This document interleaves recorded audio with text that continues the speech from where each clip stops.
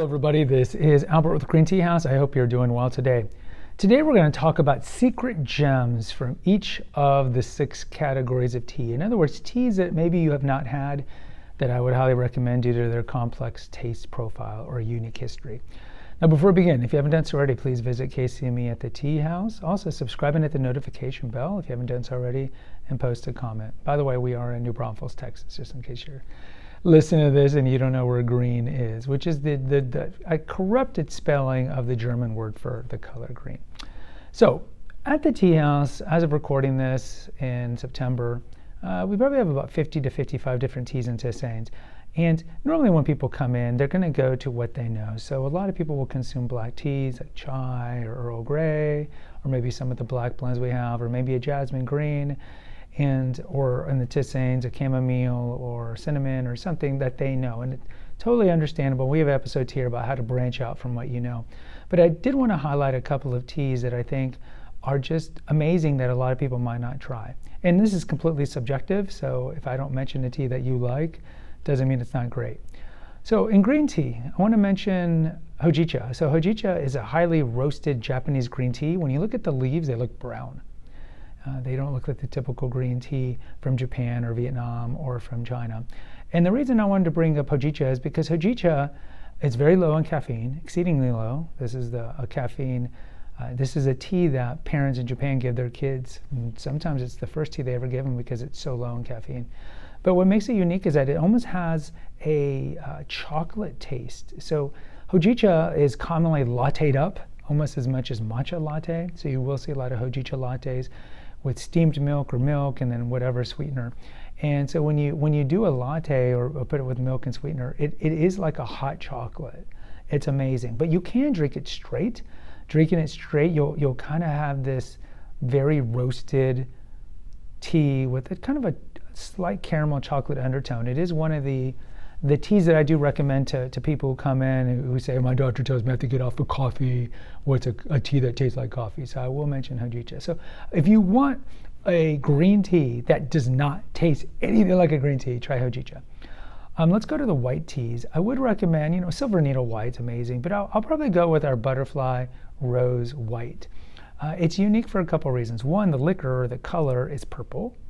And the reason this is because of the butterfly pea flower that's in it that turns everything blue to purple depending on what it's blended with. If you drink straight butterfly pea, which doesn't really have a taste, it's going to be an azuri blue. And if you kind of sprinkle some honey in there, it can turn it purple. Ours is more of a purple because of the other 2 ingredients. So it has white peony, which is a classic white tea by Mudan.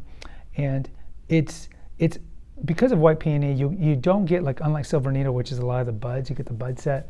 White peony is going to have more of the lower leaves and more of the branches. So it's going to have a kind of heartier white taste, like a more nutty white taste. And then because of the rose petals, it's going to have this slight rose infusion. So if you're one of those who thinks, oh, white tea doesn't taste like anything, we have an episode on that. I'll try to make sure I put a banner up here. Then maybe try the Butterfly Rose when you come, because not only is it a weird color, but it's going to be like a rose-infused, nutty white tea. Let's go to yellow. Well, we currently only sell one yellow tea, even though there are cultivars of yellow. We've mentioned in the episode, what is yellow tea, why yellow tea is not well known here in the West, because they just don't export a lot of it out of China. But why? Because there really isn't a market outside of China for it, because most people don't know. It's this weird cycle. So yellow tea is a mellower green tea. The yellowing process is done to remove any bitterness that you might find. So some people don't even classify yellow as its own category of tea. I would say most tea experts do. Some will call it a high-level green. But either way, if you like green tea, but you don't like the bitterness, and everyone kind of notices astringency in different levels. Some people can pick it up pretty quickly. Other people love bitter teas.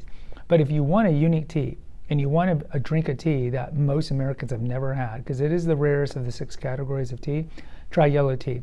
I would tell you the taste is, at least for my palate, is like a mellow green, but it's also like pungently sweet, and the liquor is yellow, but it just has a very unique taste. It's hard to explain. Next, let's go with oolongs. Oriental Beauty. Oriental Beauty is a famous oolong from Taiwan. Taiwan makes some great oolongs. Oriental Beauty was named by Queen Victoria when it was brought to her in the mid-19th century. Oriental Beauty, of course, we have an episode on every tea that we sell here.